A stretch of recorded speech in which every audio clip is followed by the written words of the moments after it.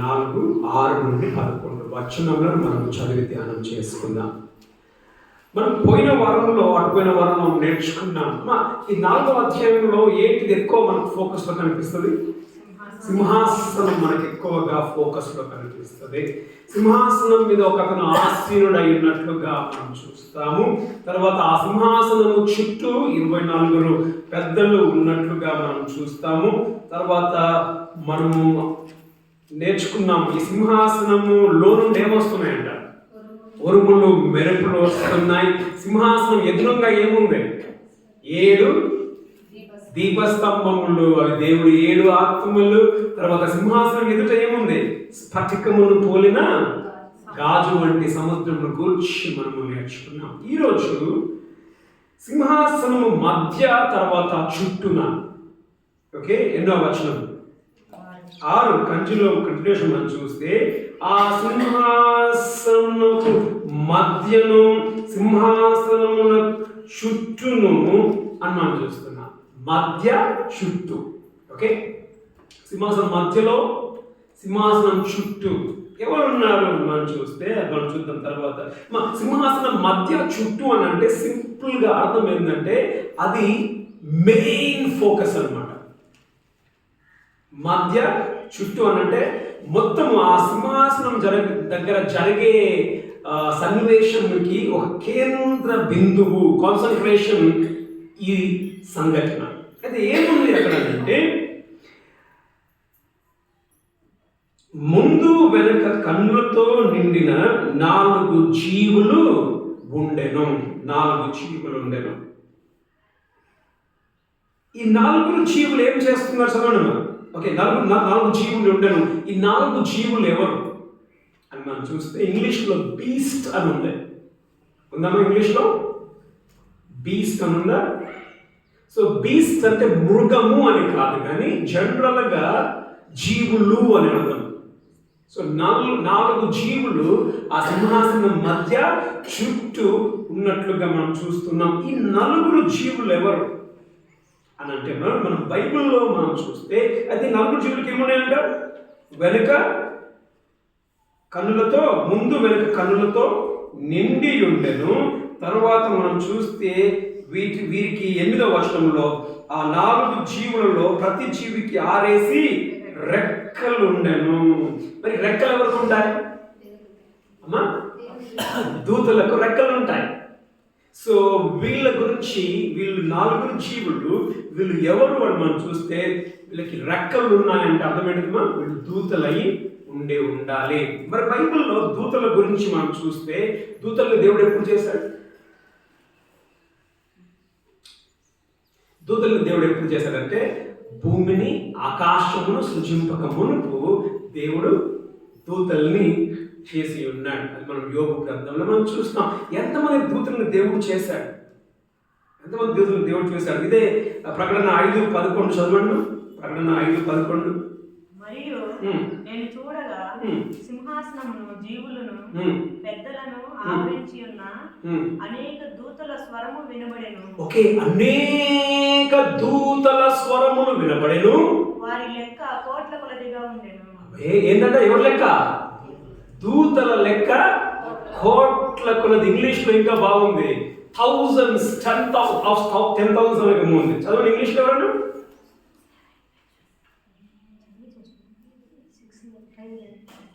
5:11. Then I looked and heard the voice of many angels, numbering thousands upon thousands. Thousands upon thousands. 10,000 times. 10,000 times అంటే మీరు దాన్ని calculate చేయండి పిల్లలు. 1000 upon thousands, 10,000 times. ఒక దాన్ని calculate చేస్తే 100 మిలియన్ వస్తుంది, లేకపోతే 100 ట్రిలియన్ వస్తుంది. మిలియన్, ట్రిలియన్, అంతమంది దూతలను దేవుడు చేశాడు. ఆకాశంలో నక్షత్రములు ఉన్నాయి కదా, నక్షత్రముల కంటే అధికముగా దూతలను దేవుడు చేసి ఉంటున్నాడు. హెబ్రీ 12:22 చదవండి. హెబ్రీ 12:22. ఇప్పుడైతే సీయోనును కొండకును ఉమ్, జీవము గల దేవుని పట్టణమునకు ఉమ్, అనగా ఉమ్. పరలోకపు యెరూషలేమునకును ఆ, వేవేల కొలది వేవేల కొలది దేవదూతల యొద్దకును. ఎవరంటమా వేవేల కొలది. మొదటిదిగా మనం చూస్తే దూతలలో దేవుడు అనేకమైన దూతలను వేవేల కొలది దూతలను దేవుడు చేసి ఉంటున్నాడు. అయితే వాళ్ళ పేర్లు లేవు. తర్వాత మనం బైబిల్లో చూసి మీరు రాసుకోండి, మీరు తర్వాత చదువుకోండి. బైబిల్లో చూస్తే ప్రధాన దూతలు ఉన్నారు. ఎవరు ప్రధాన దూతలు? మిఖాయేల్. అది మనం మీరు రాసుకోండి. యూదా పత్రికలో 1:9, యూదాలో 1 ఉంది అధ్యాయం. ఓకే, యూదాలో 9వ వచనం చూస్తాం. మిఖాయేల్ అనే ప్రధాన దూత. తర్వాత ఇంకో దూత పేరు ఏం పేరు? గబ్రియేలు దూత. మనం చూస్తాం ప్రధాన దూత. అది ఆఫ్ కోర్స్ పేరు లేదు కానీ మొదటి తెస్సలోనిక 4:16 చూస్తాం ప్రధాన దూత శబ్దభూతం ఉన్నాను. బైబిల్లో మూడవదిగా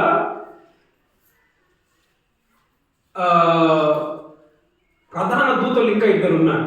ఓకేమా, వాళ్ళ పేర్లు ఉన్నాయి. అయితే వాళ్ళు పాపం చేసిన వాళ్ళు. ఒకటెవరు? లూసిఫర్.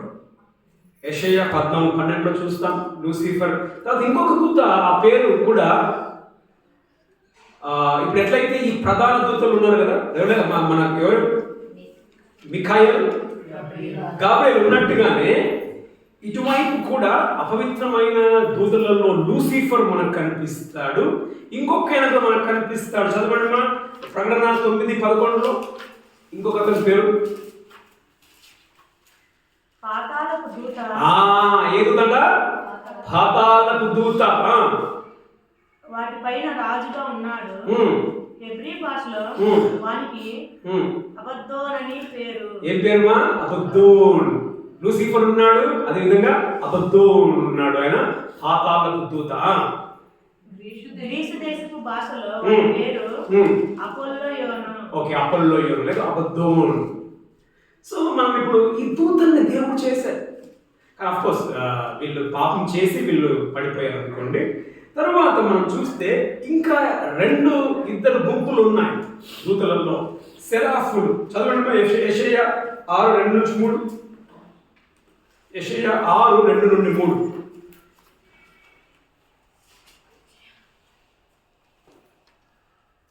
ఆయనకు పైగా సేరాపులు నిలిచియుండిరి. ఒక్కొక్కరికి 6 రెక్కలు ఉండెను. ఈ సెరాపులకు ఎన్ని రెక్కలు ఉన్నాయమ్మా? 6 రెక్కలు ఉన్నాయంట. ఇక్కడ వీళ్ళకు కూడా రెక్కలు ఉన్నాయి కదా. ఇక్కడ ఉన్న 4 జీవులకు కూడా రెక్కలు ఉన్నాయి. సో సెరూపులకు కూడా రెక్కలు ఉన్నాయి. ప్రతివాడు 2 రెక్కలతో తన ముఖమును 2తో తమ కాళ్ళను కప్పుకొనుచు ఎగురుచున్న 6 రెక్కలు ఉన్నాయి. 2తో ముఖము, కాళ్ళు 2తో ఎగురుతూ ఉన్నారు. ఎగురుచుండెను. వారు సైన్యములకు అధిపతియగు యెహోవా పరిశుద్ధుడు పరిశుద్ధుడు పరిశుద్ధుడు పరిశుద్ధుడు పరిశుద్ధుడు అని సర్వలోకము ఆయన మహిమతో నిండి ఉన్నది అని గొప్ప స్వరంతో గాన ప్రతిగానములు చేయుచుండు. ఈ సెరాపులు ఏం చేస్తున్నారమ్మా? సెరాపులు ఏం చేస్తున్నారు? వీళ్ళు ఆయనను స్తుతిస్తూ పరిశుద్ధుడు పరిశుద్ధుడు అని అంటున్నారు. అయితే ఈ సెరాపుల గురించి మనం చూస్తే 6 రెక్కలు ఉన్నాయని ఉన్నాయి, కానీ వారి ముఖముల గురించి ఏం చెప్పాల. కానీ కెరూబుల గురించి మనం చూస్తాం. ఇంకొక రకమైన దూత హెజికియల్ 1:5-6 చదవండి.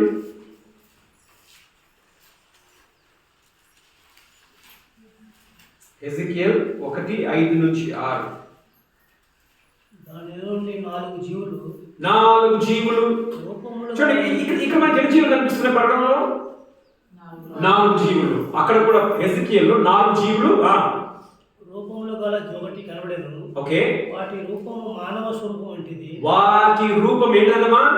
మానవుని ముఖం ఒకటి. ఒక్కొక్క దానికి 4 ముఖములను. గమనించండి, ఒక్క జీవికి ఎన్ని ముఖాలు ఉన్నాయంట? ఒక్క జీవికి 4 ముఖాలు ఉన్నాయనంట. అంటే ఇప్పుడు అర్థం ఏంటిది?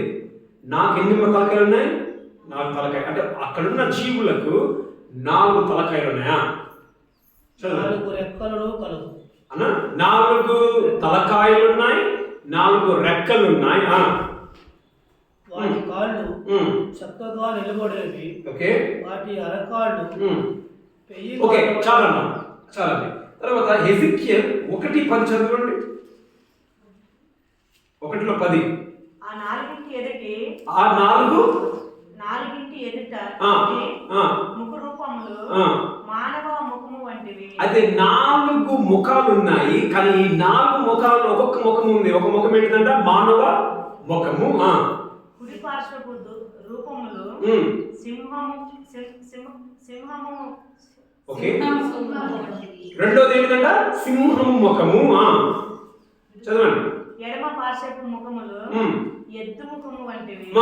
మూడో ముఖం ఏంటంటే గాయత్రి ఎద్దు ముఖం. పొద్దులేడు చూస్తారు కదా, ఎద్దు ముఖమా. నాలుగింటికి పక్షిరాజు ముఖము వంటి ముఖములు కలవు. 4 ఈగల్ పక్షిరాజు 4 తలకాయలు ఉన్నాయి. ఒక్కొక్క తలకాయ ఒకటేంటిదిమా మానవుని ముఖం, ఎద్దు ముఖము, సింహం ముఖము, పక్షిరాజు ముఖము వీళ్ళు కలిగి ఉన్నారు.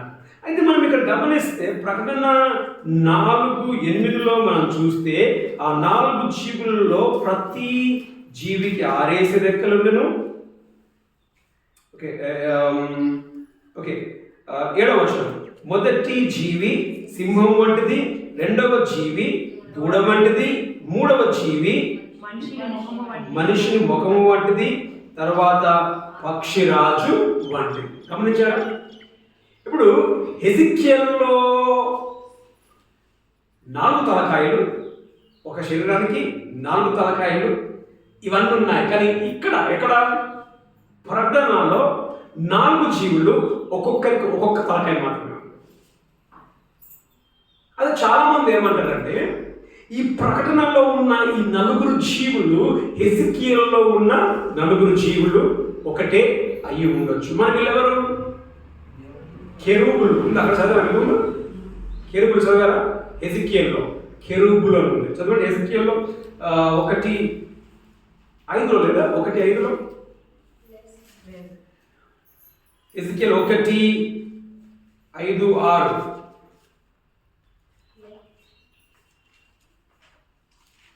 ఓకే, అక్కడ మన కెరూబులు అని మనకు కనిపిస్తుంది. ఉంటుంది చూడండి ఎక్కడ హెజిక్యల్లో మొదటి అధ్యాయంలో. సరే, ఒకవేళ లేకపోతే చూడండి దాని గురించి మొదటి అధ్యాయం. అయితే ఈ కెరూబులు మనం బైబిల్లో చూస్తే నిర్గమాకాండము 25:18 నుంచి 20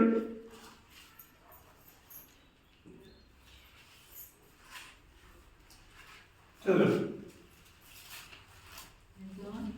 నిర్గమాకాండము 25:18 నుండి 20. మరియు 2 బంగారు కెరూబులను చేయవలెను. 2 బంగారు కెరూబులను చేయవలెను. కరుణాపీఠం యొక్క 2 కొనలను ఓకే నకిసి పనిగా చేయవలెను. కరుణాపీఠం మీద ఉంచాలి వాటిని. చదవండి. ఈ కొనను ఒక కెరూబును, ఆ కొనను ఒక కెరూబును చేయవలెను. 2 కెరూబులు ఎక్కడ ఉన్నారమ్మా? కరుణాపీఠం మీద కెరూబులను తయారు చేయాలి. అక్కడ ఇక్కడ చివరికి కరుణాపీఠం దాని 2 కొనల మీద కెరూబులను దానితో ఏకాండముగా చేయవలెను. ఆ కెరూబులు పైకి విప్పిన రెక్కలు గలవై కరుణాపీఠమును తమ రెక్కలతో కప్పుచుండగా. ఓకే, ఈ కెరూబులు ఏం చేస్తారంటమ్మా? రెక్కలతో ఏం చేస్తారంట? కరుణాపీఠాన్ని కప్పుతారు. అంటే ఇప్పుడు ఏమనుకోండి, ఇది కరుణాపీఠం అనుకోండి. ఈ కరుణాపీఠం మీద ఇక్కడ ఒక కెరూబు ఉంటాడు, ఇక్కడ ఒక కెరూబు ఉంటాడు. ఈ కెరూబులు ఏం చేస్తారు? ఈ ఉంటాయి కదా ఏంటి రెక్కలతో ఈయన ఇట్లా కప్పుతాడు, ఈయన ఇట్లా కప్పుతాడు. అంటే వీళ్ళు ఏం చేస్తున్నారు? దేవుని యొక్క కరుణాపీఠాన్ని కప్పుతూ ఉన్నారు. దేవుడు ఎవరన్నా? పరిశుద్ధుడైన దేవుడు. ఒక విధంగా వీళ్ళు దేవుని పరిశుద్ధతకు చాలా దగ్గరగా వాళ్ళు ఉంటారు. అందుకే మనం చూస్తున్నాం వీళ్ళు ఎక్కడ ఉన్నారంట? మధ్య చుట్టూ. సింహాసనం మధ్యలో ఉన్నారు, సింహాసనం చుట్టూ ఉన్నారు. అంటే అర్థమైందంటే వీళ్ళు దేవుని యొక్క పరిశుద్ధతకు అతి దగ్గరలో ఉంటారు. తర్వాత దేవుని పరిశుద్ధతను ఒక విధంగా కాపాడే వాళ్ళుగా మనకు కనిపిస్తారు. కరుణాపీఠం మీద ఏం చేస్తున్నారు? ఏం చేస్తున్నారు? కరుణాపీఠాన్ని వాళ్ళు కప్పుతూ ఉన్నట్లుగా మనం చూస్తాం దేవుని పరిశుద్ధతను. అయితే మనం ఈ 6వ వచనంలో మనం చూస్తే ఈ 4 జీవులు ప్రకటన గ్రంథంలో జరిగే వాటికి వాళ్ళు ప్రధానమైన పాత్రలు పోషించే వాళ్ళుగా మనం చూస్తాం. ప్రకటనలో ఏం జరగబోతుంది? ప్రకటనలో ఏం జరగబోతుంది? భూమి మీద శ్రమను మనం చూస్తాం. భూమి మీద శ్రమను. సో ఈ శ్రమల కాలంలో జరగబోయే ప్రధానమైన వాటికి ఈ 4 జీవులు కారణమై ఉన్నట్లుగా మనము చూస్తాం. సో వీళ్ళ గురించి మనం చూస్తే మనం 5:8లో మనం చూస్తాం, 5:14లో చూస్తాం, తర్వాత 16:1లో మనం చూస్తాం, 16:3, 5వ వచనం, 7వ వచనం, 15, 7వ వచనంలో కూడా మనము ఈ 4 జీవుల గురించి మనం చూస్తాం. అయితే ఇప్పుడు ఈ 4 జీవులకు ఏమున్నాయంట? సో ఇప్పుడు నేను ఏం చెప్పానంటే ఈ 4 జీవుల గురించి నేను చెప్పాను. వీళ్ళెవరమ్మా? కెరూబులు. ఓకేమా? ఎజికియల్లో ఉన్న వాళ్ళకి ఏమున్నాయి? తలకాయలు ఉన్నాయి. అదే ఎజికియల్లో ఉన్న వాళ్ళకి 2 లేక 4 రెక్కలు ఉన్నాయి. సెరుపులకు ఎన్ని రెక్కలు ఉన్నాయి? సెరుపులకు 6 రెక్కలు ఉన్నాయి. కానీ తలకాయలు మనకేం చెప్పబడలా. అంటే ఎజికియల్లో ఉన్న వారికి తలకాయలు చెప్పబడ్డాయి. అవే తలకాయలు మనకి ఎక్కడ కనిపిస్తున్నాయమా? ప్రకటనలో కనిపిస్తున్నాయి. కాబట్టి వీళ్ళు కెరూబులు అయి ఉండవచ్చు అని మనం. అయితే వీళ్ళకి ఏమున్నాయంట? 6వ వచనం, ముందు వెనుక కన్నులతో నిండి. ఫుల్ మొత్తం కన్నులేనంట. వాళ్ళ ఒళ్ళంతా కన్నులే. గాయత్రి ఏంటిమా? కెరూబుల గురించి 10వ అధ్యాయం 10 ఎజికియల్ 10లో ఉంది. ఎజికియల్ 10:20 చదవండి. 10:20 చదవమ్మా. ఎజికియల్ 10:20. ఇది 14. ఓకే, 20 చదవండి. ఒకవేళ అక్కడ ఉందేమో 14 చదవండి. లేకపోతే 10:20 చదవమ్మా. కేబారు నది దగ్గర ఇశ్రాయేలు దేవుని క్రింద నాకు కనబడిన జీవి ఇదే. కనబడిన జీవి ఇదే. అవి కెరూబులని నేను గుర్తుపట్టి. సో ఏంటమ్మా ఇవి? కెరూబులు అని మనం చూస్తాం. సో వీళ్ళకి కన్నులు మొత్తం కన్నులేనంట. మొత్తం కన్నులే అంటే అర్థం ఏంటి? ఇప్పుడు సీసీ కెమెరా ఉందనుకోండి. ఈ సీసీ కెమెరా ఎక్కడ చూస్తుంది? ఇప్పుడు ఈ పక్క చూస్తుందంటే అర్థం ఏంటిది? ఇటువైపు ఎవరైనా ఏమైనా చేసుకోవచ్చు, అంతేనే కదా. మరి ఇప్పుడు ఈ జీవికి రౌండ్గా కన్నులే ఉన్నాయంట. అక్కడ అర్థం ఏంటిది? ఎవడు ఏం చేయలేదు, ఏ పక్కన ఏం చేయలేదు. అర్థం ఏంటిమా? 12లో ఉందన్నమాట. అన్నా 12వ వచనం చదవండి. ఆ 4 కెరూబుల యొక్క శరీరములను, వీపులను, చేతులను, రెక్కలను, ఆ చక్రముల చుట్టూను కన్నులతో నిండి ఉండెను. ఏది? ఎజికియల్. ఎజికియల్లో కూడా మనకు కన్నులు కనిపిస్తున్నాయి. సో కెరూబులుగా ఉండి ఉంటున్నారు, కన్నులతో నిండి ఉన్నట్టు అర్థం ఏంటంటే వీరు దేవునిలాగా అంత తెలిసిన వారని కాదు, తెలిసిన వారని అర్థం కాదు, కానీ అలర్ట్నెస్ మనకు కనిపిస్తుంది. అలర్ట్. ఇప్పుడు వీళ్ళు ఉంటారు కదా, ఎవరు? పొలిటీషియన్స్ ఉంటారు కదా. పొలిటీషియన్స్ వాళ్ళకి సెక్యూరిటీ గార్డ్స్ ఏం వేసుకుంటారు? నల్ల కన్నాడు వేసుకుంటారు కదా. నల్ల కన్నాడు. నల్ల కన్నాడు అంటే మనకి ఏమర్థమవుతుంది అంటే వాడు ఎవరు చూద్దాం అర్థం కాదు. ఇప్పుడు నువ్వేమైనా చేద్దాం అనుకున్నావు అనుకో, ఆ విఐపికి మనం చేద్దాం అనుకున్న నువ్వు చేయడానికి కాదు. ఎందుకంటే అక్కడ చూస్తున్నట్టే ఉంటుంది, కానీ నల్ల కన్నాడు కదా, నువ్వు అనుకుంటావు నన్ను చూస్తున్నావు అనుకుంటావు. అర్థమైందమ్మా? సో ఈ కన్నులు ఉన్నాయని అంటే వీళ్ళు ఒక విధంగా అలర్ట్గా ఉండే జీవులుగా ఉంటున్నాయి. అంటే ఏంటంటే వీరి యొక్క పరీక్షను ఏది కూడా వీళ్ళ పరీక్షను నిలవనికి కాదు. వీళ్ళ పరీక్ష మొన్న ఒక ఆమె బెంగళూరులో పట్టుబడదు కదా, బంగారంతో పాటు పట్టుబడకుండా కొన్నిసార్లు స్కానింగ్ చేసినా కానీ తప్పించుకోనికి వీలవుతాము. కానీ వీళ్ళ స్కానింగ్లో ఏది కూడా తప్పించుకోనికి కాదు. అంత పర్ఫెక్ట్గా వారు ఏం చేస్తున్నారమ్మా, వాళ్ళు జాగరూకులుగా ఉండి వారు సింహాసనం, ఆ యొక్క సింహాసనం దగ్గర వాళ్ళు ఉన్నట్లుగా మనం చూస్తూ ఉన్నాం. అయితే ఇప్పుడు వీళ్ళకి ఎన్ని తలకాయలు ఉన్నాయి? 4 తలకాయలు. ఈ 4 తలకాయలు దేన్ని చూపిస్తున్నాయంటే ప్రభువైన యేసుక్రీస్తు యొక్క మానవత్వాన్ని చూపిస్తూ ఉంటున్నాయి. 4 తలకాయలు. మొదటి తలకాయ ఏంటమ్మా? 7వ వచనం 7వ వచనంలో మొదటి తలకాయ సింహములు వంటి తలకాయ. సింహం దేనికి గుర్తు? సింహము రాజు. దేనికి రాజుమా? అడవి రాజుకి సింహం గుర్తుగా ఉంటుంది. యేసు ప్రభువు గురించి మనం చూస్తే మత్తయి రాసిన సువార్త తీసేపనిలేదు. మత్తయి 1:1 ఆయన అబ్రహాము కుమారుడు, దావీదు కుమారుడు. దావీదు ఎవరమ్మా?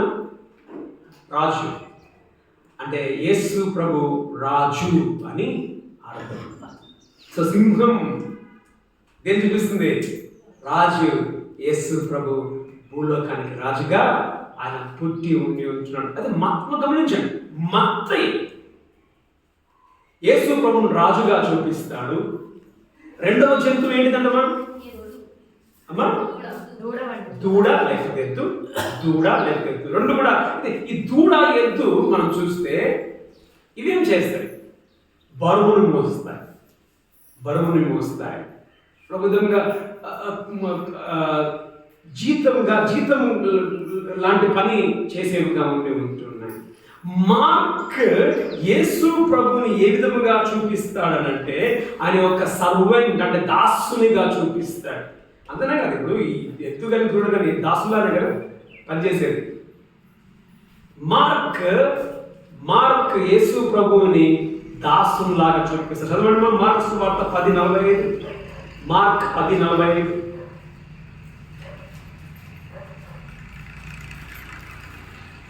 మనుష్య కుమారుడు పరిచారము చేయించుకోవడం రాలేదు కానీ, అంటే మనుష్య కుమారుడు పరిచారము చేయించుకోవడానికి రాలేదు, పని చేయించుకోవడానికి రాలేదు కానీ పరిచారము చేయుటకును. పరిచారం అంటే సేవ చేయడానికి వచ్చాడు. రెండోది ఏంటిది? రెండో ఆకారం ఏంటిమా? దూడ. అది పరిచారం చేస్తుంది. ఓకేమా? పరిచారం చేస్తుంది. మరి పరిచారము చేస్తూ ఉంది అంటే యేసు పరిచారము చేయడానికి వచ్చాడు. అదే మార్క్ చెప్పుతా ఉంటూ ఉన్నాడు. మూడవది ఏంటిది? ఏం తలకాయ? మనుషుని తలకాయ.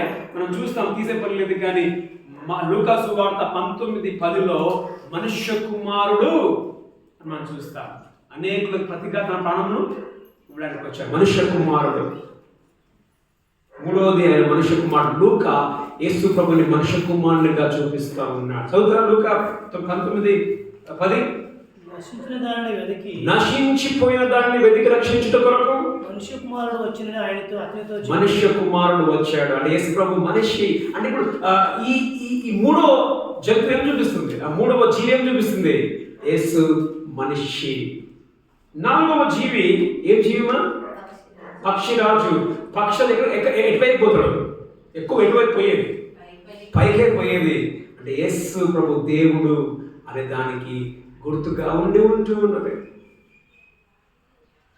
యోహాను 10:35 మనం చూస్తాం. యోహాను యేసు ప్రభుని దేవుని కుమారుడుగా చూపిస్తాడు. 4 పుస్తకాలు. మత్తయి ఎవరిని చూపిస్తున్నాడు? యేసు ప్రభు. మత్తయి ఎవరు చూపిస్తున్నాడు? మత్తయి యేసు ప్రభుని రాజుగా చూపిస్తున్నాడు. మార్క్ యేసు ప్రభుని ఏం చూపిస్తున్నాడు? దాసునిగా చూపిస్తూ ఉన్నాడు. లూకా యేసు ప్రభుని ఏం చూపిస్తున్నాడు? మనుషునిగా చూపిస్తూ ఉన్నాడు. యోహాను యేసు ప్రభుని దేవుని కుమారుడు. అర్థం ఏంటిది? దేవుడు. చదువుతారా? 10:35. లేఖనము నిరర్థకం కానేరదు కదా, దేవుని వాక్యం ఎవరికి వచ్చెనో వారే దైవములని చెప్పినాడరా, నేను దేవుని కుమారుడనని చెప్పినందుకు తండ్రి ప్రతిష్ఠ చేసి నేను దేవుని కుమారుడిని. గమనించండి ఒక మాట. ఎప్పుడు ఈ జీవనం దేవుడు చేసి ఉండాలి? ఎప్పుడు ఈ ముఖములు వారికి వచ్చి ఉండాలా? మనం చూస్తాం, దూతల్ని దేవుడు చేసినప్పుడే వీళ్ళకి ఆ ముఖాలు ఉంటాయి. మధ్యలో వీళ్ళకి ముఖాలు రాలా. దేవుడు బైబిల్లో మనం చూస్తాం, భూమి పునాదులు వేయబడక మునిపే ప్రభువైన యేసుక్రీస్తు భూలోకంలోనికి మన పాపముల నిమిత్తము చనిపోవడానికి రావాలి అని నిర్ణయింపబడింది. ఇప్పుడు భూమిని ఆకాశం చేసినాక మనం పాపంలో పడిపోయిన తర్వాత దేవుడు వద్దాం అనుకుంటా. మనం పాపంలో పడక మునిపే, మనుషులు లేక మునిపే ఆయన భూమి మీదకి రావాలనే ప్లాన్. మన పాపం చనిపోవాలి అంటే అర్థం ఏంటంటే, ఈ దూతల్ని దేవుడు చేసినప్పుడు మొదటిగానే భూమికి పునాదులు వేయక మునిపే ఈ దూతల్ని ఈ విధంగా చేశాడు. ఒక గుర్తు, ఏం గుర్తు? ఆయన రాజుగా పోబోతా ఉన్నాడు. ఆయన దాసుని వలె పరిచారం చేయబోతూ ఉన్నాడు. ఆయన మనుష్యుని పోలికలో పుట్టబోతూ ఉన్నాడు. ఆయన దైవ కుమారుడుగా ఆయన జీవింపబోతున్నాడు అని ముందుగానే ఒక గుర్తు. అంటే ఒక అర్థమైందండి, మనము కూడా పరలోకానికి వెళ్ళిన తర్వాత యేసు ప్రభుని నిత్యత్వంలో మనం గుర్తుపెట్టుకోబోతున్నాం. ఏం గుర్తుపెట్టుకుంటాం మనం? ఆయన రాజుగా మనకి ఏదో వరకు గుర్తుండిపోతాడు. ఆయన దాసునిగా ఏదో వరకు గుర్తుండిపోతాడు. ఆయన మనుషునిగా, ఆయన దేవునిగా మనకి ఎప్పటికీ నిత్యత్వంలో మనకు గుర్తు ఉండబోతూ ఉంటూ ఉన్నాడు. ఇప్పుడు మొదట ఆయన మనకు రాజుగా ఉన్నాడా? రాజుగానే పుట్టాడు కదా. మనకు రాజు ఆయన మనకు రాజేనా? మనకి రాజు కాదు. అనేక సందర్భాల్లో మనకు రాజు కాదు. రాజు మాట అందరూ వింటారా? మనం వింటాం రాజు మాట. మనకి ఎందరో రాజులు ఉంటారు. అందులో గాయత్రి ఎందరో రాజులు మనకి. అందరు రాజులలో యేసు ఒక రాజు. ఇంకోటి యేసు చిన్న రాజు మనకి. అందరు పెద్ద రాజులు ఉంటారు కానీ యేసు మాత్రం చిన్న రాజు మనకి. నీ బ్రతుకుకి ఆయన రాజుగా ఉన్నాడా? ఆయన రాజుగా వచ్చాడు. రాజుగానే పుట్టాడు, రాజుగానే చచ్చిపోయాడు, రాజుగా రాబోతూ ఉన్నాడు. నీ బ్రతుకుల్లో నువ్వు ఆయన మాట వింటూ ఉన్నామా? మొదటిగా. రెండవదిగా దాసుని పోలికలు పుట్టి దాసుడిగా మనం దాసులంగా ఉంటామండి. మనం దాసులంగా ఉంటాం. మన కళ్ళు ఎప్పుడు పైకే కదా. తగ్గింపు మనకు ఉంటుందా? తగ్గింపు ఎప్పుడు ఉండదు. మేము ఉన్నాను ఇక్కడ ఆంధ్రాకి పోయాను. ఆంధ్రాకి పోయినప్పుడు ఒక పాప అక్కడ నేను 2 సంవత్సరాలు దగ్గర 14 సంవత్సరాలు అయిపోయింది నేను అక్కడికి పోయి. 12 సంవత్సరాలు పోయి మొన్న రీసెంట్గా పోయాను. అప్పుడు ఆ పాప చిన్నగా ఉండే. ఇప్పుడు దాదాపుగా బ్లెస్సీ ఏజ్లో ఉంటుంది. బ్లెస్సీ లేకపోతే రోజు ఏజ్లో ఉంటుంది. అప్పుడు చిన్నగా ఉన్నప్పుడు ముద్దుగా మాట్లాడేది. మొన్న పోయి ఏమ్మా బాగున్నావా అంటే ఏమ్మా బాగున్నావా అంటే నాకు భయమైంది. ఏంద్రా మీకు చూస్తుందని చెప్పేసి, ఏందమ్మా నీ కూతురు ఏమన్నా అట్లా చేస్తుందనంటే ఏందనంటే మా బాగున్నావా అంటే బాగున్నా. మన కళ్ళు ఏమైంది పైకెక్కిపోతాయి. మనకి తగ్గింపు. యేసు ప్రభు ఆయన తగ్గింపును కలిగి ఉన్నాడు. ఆయన బిడ్డలమైన మన పరిచారం మనం చేస్తూ ఉన్నామా? పరిచారం అంటే ఏంటిది? ఇతరులకు పరిచారం. తప్పేం లేదు కదా. మనం చాలా సందర్భాలు ఇతరులకు మనం పరిచారం మనం చేయం.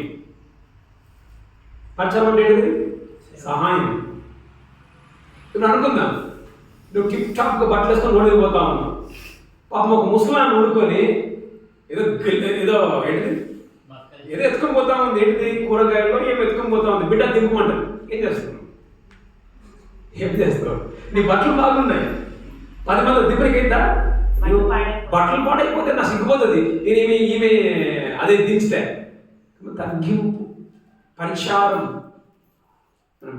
మనం చేస్తూ ఉన్నామా? ఇతరులకు మనం సహాయం చేస్తూ ఉన్నామా? యేసు ప్రభు పరిచారం చేయడానికి వచ్చాడు, చేయించుకోవడానికి రాలేదు.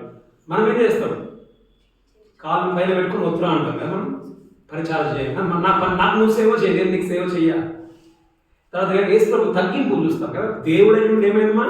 మనుష్యుడిగా భూలోకంలోనికి వచ్చాడు. ఆ తగ్గింపు మనకుంది. మనం తగ్గింపు ఉంటుందా? మనం తగ్గింపు ఉండదు. కులమును బట్టి గర్వం, రూపమును బట్టి గర్వం, చదువుని బట్టి గర్వం. తర్వాత ఏంటమ్మా? చివరిగా ఆయన దేవుడై ఉంటున్నాడు. మరి నీకు దేవుడుగా ఆయన ఉన్నాడా? ఇప్పుడు ఆయన మానవత్వాన్ని మనం చూసాం కదా. 4 ఏం చూపిస్తున్నామా?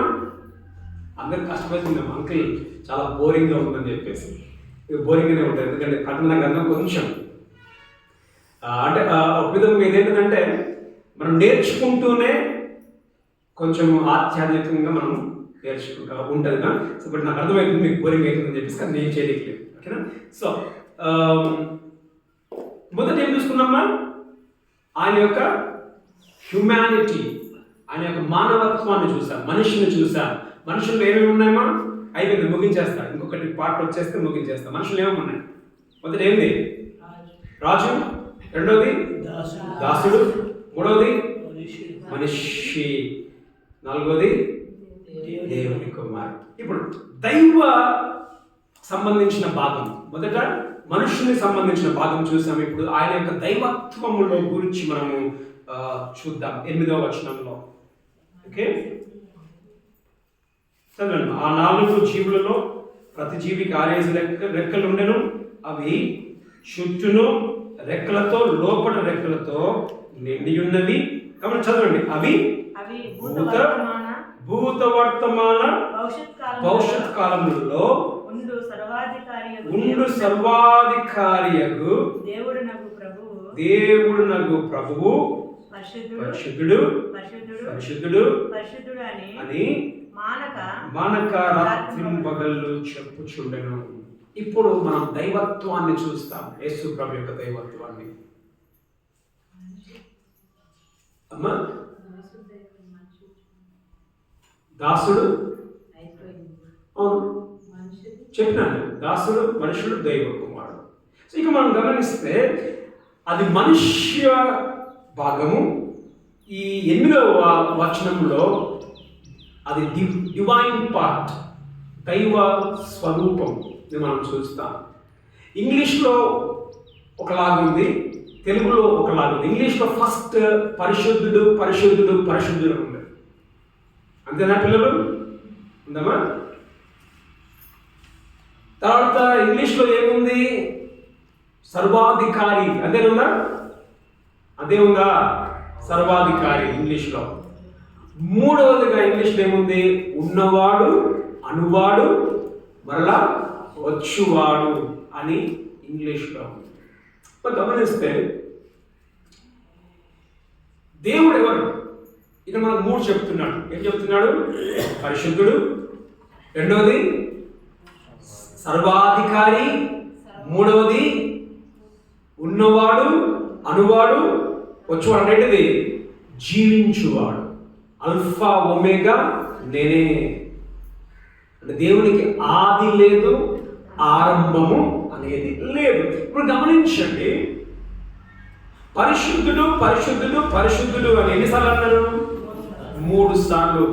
మనం చూసుకున్నాం. ఎవరన్నారు ఆ మాట ఇంతకు ముందు? సెరాఫులు కూడా ఏం చేస్తున్నా, యెషయా 6:2-3 వచనంలో సెరాఫులు కూడా ఏమంటున్నాడు? పరిశుద్ధుడు పరిశుద్ధుడు పరిశుద్ధుడు.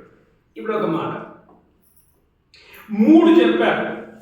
పరిశుద్ధత గురించి చెప్పారు, సర్వాధికారం గురించి చెప్పారు, తర్వాత ఆయన ఆది లేదు, అంతము లేదు, ఆయన జీవించు దేవుడు అని చెప్తున్నాడు. ఈ 3టికి ఎన్నిటికి 3 సార్లు అంటూ ఉన్నారు, ఎన్నిటికి 3 సార్లు అంటలేదు. పరిశుద్ధుడు అనే పదాన్ని ఎన్నిసార్లు ఉందమ్మా? 3 సార్లు ఉంది. సర్వాధికారి అని ఎన్నిసార్లు ఉంది? ఒకేసారి ఉంది. ఉన్నవాడు అనువాడు, ఎటర్నల్ వన్, ఆయన ఎప్పటికీ ఉండువాడు, నిత్యము జీవించువాడు అనేది ఎన్నిసార్లు ఉంది? ఒకేసారి. ఇప్పుడు పరిశుద్ధుడు పరిశుద్ధుడు పరిశుద్ధుడు అంటే చాలాసార్లు మనం అనుకుంటాం ఏంటంటే పరిశుద్ధుడు పరిశుద్ధుడు పరిశుద్ధుడు అంటే తండ్రి పరిశుద్ధుడు, కుమారుడు పరిశుద్ధుడు, పరిశుద్ధుడు పరిశుద్ధుడు, ముగ్గురు కలిసి త్రియేక దేవుడు ఒకటి కాబట్టి పరిశుద్ధుడు పరిశుద్ధుడు పరిశుద్ధుడు. మరి ముగ్గురు పరిశుద్ధుడు పరిశుద్ధుడు పరిశుద్ధుడు అంటే మరి సర్వాధికారి సర్వాధికారి సర్వాధికారి అని చెప్పారంటే ఒకటే సర్వాధికారి, మన ముగ్గురు లేరా? గమనించాలి. ఎందుకు పరిశుద్ధుడు అనే పదం 3 సార్లు నొక్కి చెప్పబడింది అని అంటే, దేవుడు ఎవరు అని సింపుల్గా అడిగితే ఆయన ఎవరుగా? పరిశుద్ధుడు. సింపుల్గా ఒక మాటలో దేవుడు ఎవరు అంటే పరిశుద్ధుడు. అది దేవుని యొక్క సమ్మరీ, సారాంశం. దేవుని యొక్క సారాంశం ఏంటిది? ఒకటే పదంలో పరిశుద్ధుడు. అమ్మ గమనించండి అమ్మా, నీవు నేను ఆరాధించు దేవునికి ఉన్న లక్షణము పరిశుద్ధుడు. దేవుళ్ళు అనబడే వాళ్ళు చాలా మంది భూలోకంలో ఉన్నారు. చాలా మంది అంటారు, మీ దేవుడు ఎవరు అంటే ఏముంది ఏముంది ఇక్కడ సర్వాధికారి. సర్వాధికారి ఆల్మైటీ అని ఇంగ్లీష్ ఆల్మైటీ. సర్వాధికారి అంటే వల్లమయుల కడవల ఆండవర్ యారు. చాలా మంది అంటారు, మీ దేవుడు ఎవరు అంటే మా దేవుడు ఎవరు సర్వాధికారి. సర్వాధికారం చెప్పగలుగుతారు, కానీ మా దేవుడు పరిశుద్ధుడు అనేది మాత్రం వాళ్ళు చెప్పలేరు. ఇంకొకటి ఉంది, ఏముంది?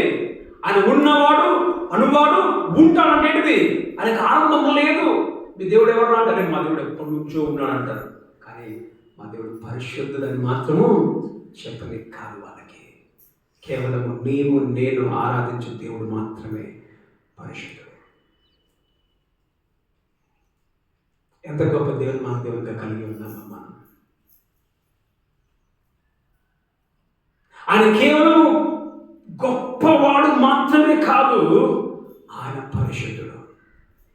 మనం పరిశుద్ధమైన దేవుణ్ణి మనం దేవుడిగా కలిగి ఉన్నాం. మరి మనం పరిశుద్ధంగా జీవిస్తూ ఉన్నామా? మన ఆలోచనలు, మన మాట తీరు, మన ప్రవర్తన, మన చూపులు పరిశుద్ధముగా మనం ఉంటూ ఉన్నామా? తర్వాత రెండోది ఏంటి?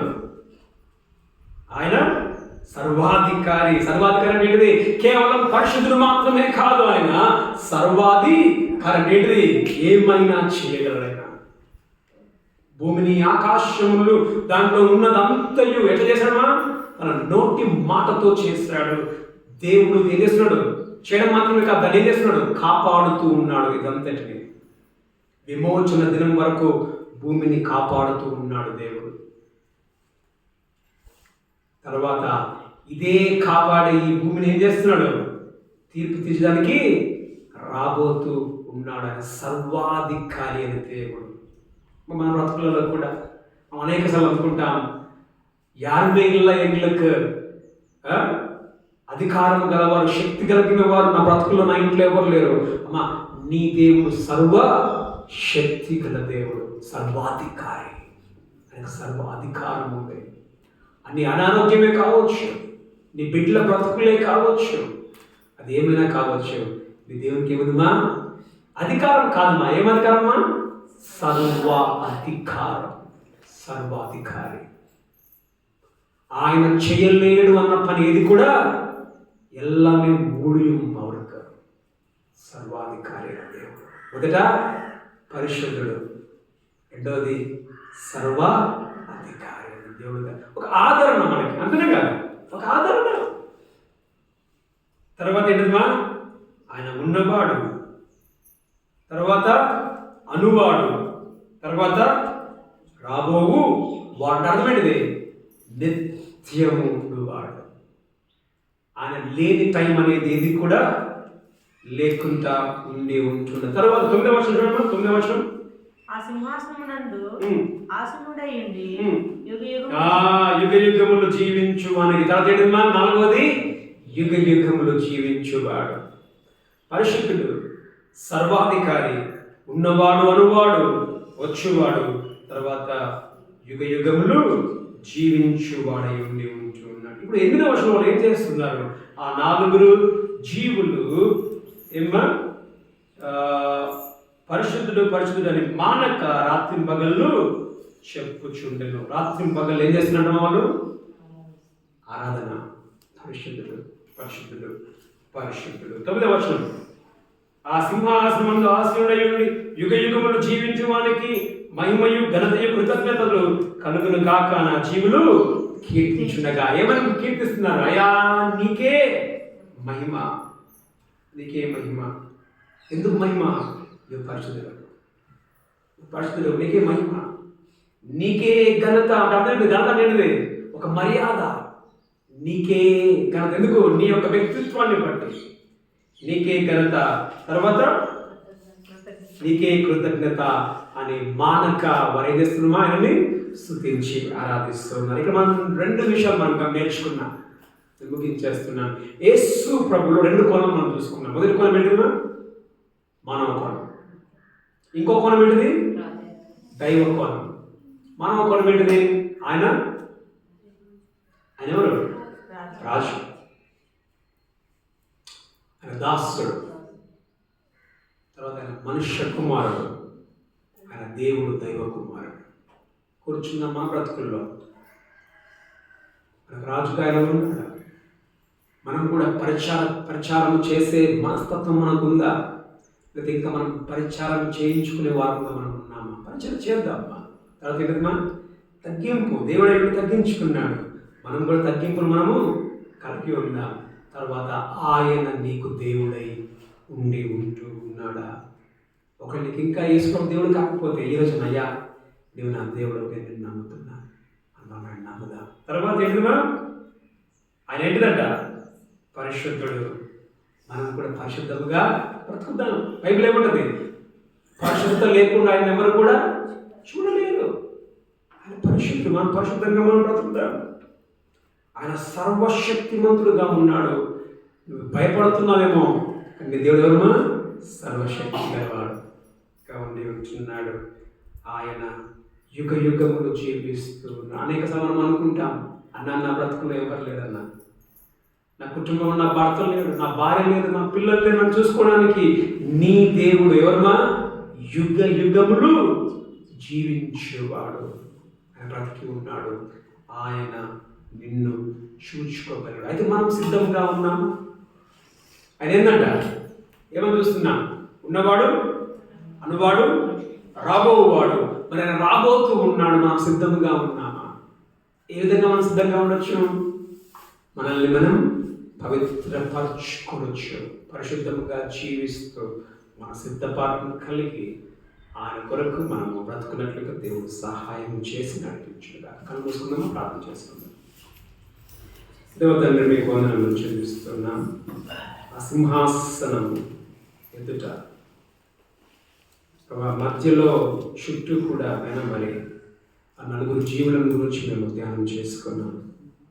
ఆ 4 జీవులు ఆ సింహాసనం మీద ఆసీనులైన వానికి మానక పరిశుద్ధుడు, పరిశుద్ధుడు, సర్వశక్తి కలిగిన దేవుడు, ఉన్నవాడు, అనువాడు, రాబోవాడు అని మానక మరి స్తుతిస్తూ ఉంటున్నాను. ప్రభా, మీ వంటి పరిశుద్ధుడు లోకములు ఎవరు లేరు.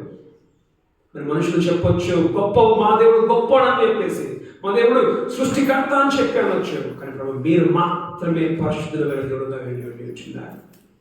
ఆ దేవుడు మా దేవుడుగా ఉన్నదాన్ని బట్టి మీకు వందనాలు. మేము పరిశుద్ధంగా జీవించడానికి మాకు సహాయం చేయండి. సర్వశక్తి కలిగిన దేవుడుగా మీరు ఉంటున్నారు. సమస్తమును చేయ శక్తి కలిగిన దేవుడుగా మీరు ఉంటున్నారు. ప్రభు, నీ బిడ్డలు ఎలాంటి బాధల్లో ఉంటున్నారు ప్రభు, వారు మా దేవుడు గొప్ప దేవుడిని గుర్తించినట్లుగా వారికి సహాయం చేయండి. వారి కుటుంబంలో గొప్ప కార్యములు జరిగించమని ప్రార్థిస్తూ ఉన్నాం ప్రభు. మరి ఎవరైతే అనారోగ్యంతో ఉన్నారో వారి కొరకు ప్రార్థిస్తున్నాం, గొప్ప కార్యములు జరిగించండి. ఎవరైతే ఆర్థిక విషయంలో ఇబ్బందులు పడుతున్నారో వారి కొరకు ప్రార్థిస్తున్నాం, ఆర్థిక విషయంలో సహాయం చేయండి. వారి బిడ్డ గురించి బాధపడుతున్నారో ప్రార్థిస్తున్నాం, గొప్ప కార్యములు జరిగించమని ప్రార్థిస్తున్నాం. గొప్ప దేవా, మీకు వందనములు స్తుతులు చెల్లిస్తున్నాం. నువ్వు ఉన్నవాడవు, నువ్వు సదాకాలం జీవించేవాడవు. మాతో ఇక్కడ ఉన్న దేవా నీకు వందనములు. నువ్వు రాబోతున్న దేవా నీకు వందనములు చెల్లిస్తున్నాం. నీ రాకడ కొరకు మేము సిద్ధపాటును కలిగి బ్రతుకుటకు సహాయం చేయండి. మీరు దేవుడు వై ఉండి కూడా నాయన మీరు భూలోకానికి మనుషుని పోలికలో మీరు పుట్టారు. దాసుని స్వభావం ధరించి పరిచర్య చేయటకు వచ్చి ఉండిన మేము పరిచర్య చేయ వారముగా బ్రతుకుటకు సహాయం చేయండి. మేము కూడా తగ్గింపులు కలిగిన వారముగా ఉండటకు సహాయం చేయండి.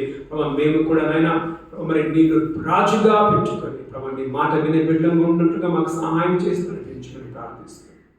నీకు వందనములు స్తుతులు చెల్లిస్తూ ఒకసారి నూతనంగా వచ్చిన సహోదరుని జ్ఞాపకం చేసుకుంటున్నాం.